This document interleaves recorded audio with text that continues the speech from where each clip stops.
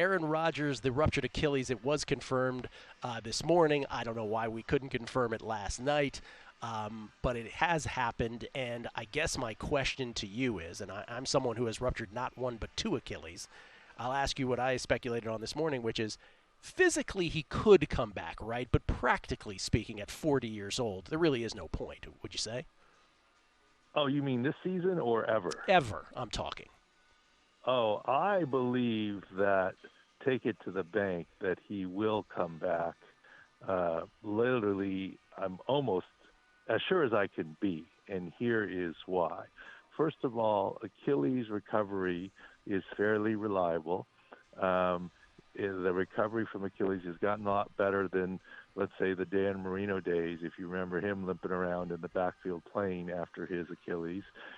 In 2019, a lot of the world said Kevin Durant will never be the same after his Achilles, and he's certainly the same and as good as before. And the game of basketball above the rim and otherwise is certainly harder than NFL quarterback. Even if Aaron Rodgers loses a tiny step, the good news is it's his front leg, not the back leg that you need for more throwing and accuracy. Even if it affects his mobility a little bit, he's going to be way more mobile at age 40 coming off an Achilles than Tom Brady at 45. And no offense to my guy, Phillip Rivers, but way more mobile than Phillip Rivers at age 24. So I do think that he will come back. And here's the other thing, Gil. I'll have to say, I don't know Aaron Rodgers personally, but I know people like him and how they're built. They do not want that to be their legacy or to walk off the football field after that. And he also seems so happy and excited to be there with his new teammates.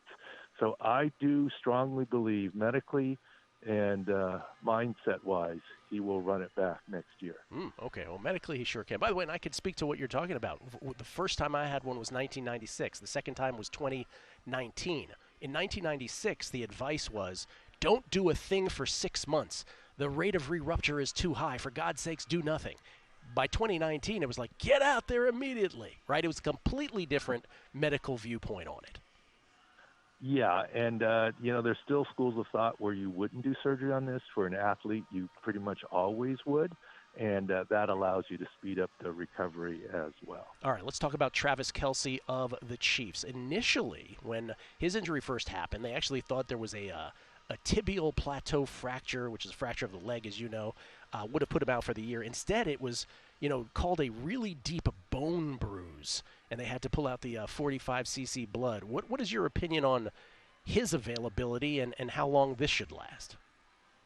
Well, we indicated bone bruise is the best case scenario. Of course, we didn't examine Travis Kelce, don't have a look at his MRI, and I do appreciate the NFL on Fox report of a really deep bone bruise. And that's why we said all along he was not close to playing on Thursday. That's why the pregame, quote, game time decision, which I never believed, wasn't really one. They worked him out in a pool the morning of the Thursday night game. That's not close to playing. And we've been saying all along, not only would he miss Thursday, week 2 is in question. The Jay Glazer report fits that. Now, if it's a fact, and I'm not doubting Glazer's reporting, but if it was 45 cc's of pure blood, there is no way he's playing week 2.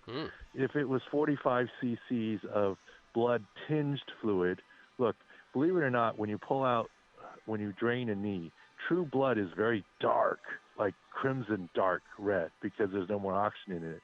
Blood-tinged fluid looks bloodier, just a couple drops, like Easter egg dye, right? And you have to hope blood tinged, because if it was frank blood that was aspirated, 45 cc's, that indicates there's some significant damage, whether to the articular surface from fracture or to other associated structures. So I'm hopeful that's a layperson. Jay Glazer's great. He's got great sources. But, whoever told him likely is a layperson, hopefully. And that means it was more blood tinged, which gives them a chance for week 2, but not a guarantee. I've been saying all along this is a bigger deal than the team made it out to be. Gil, now let me give you this. In my 17 years in the NFL, we never had a true game time decision. There were plenty of times that we worked a guy. There were plenty of times where we worked a guy out 2 hours before the game, before the 90-minute inactive declaration, to confirm they were good to go. There were plenty of times that we worked them out to confirm that they weren't ready to go.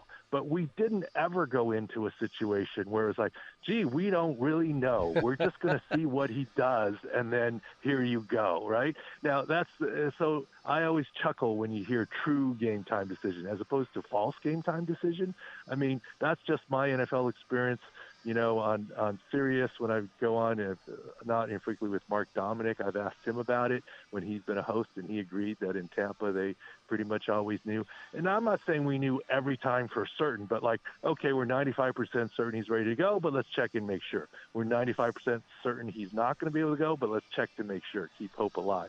But this whole we don't know at all, I've never encountered. So we're not sure about Travis Kelce. By the way, Chiefs, in case you missed the news, Chris Jones does sign with the Chiefs, so they will have him, which is a huge difference for the Chiefs in this coming game against Jacksonville. Real quick, we only have a minute left here, Dr. Chao. Anthony Richardson, last sequence of the Colts game against the Jaguars. He converted a 4th and 5, but a lower body injury. Gardner Minshew had to play the final several plays of this game.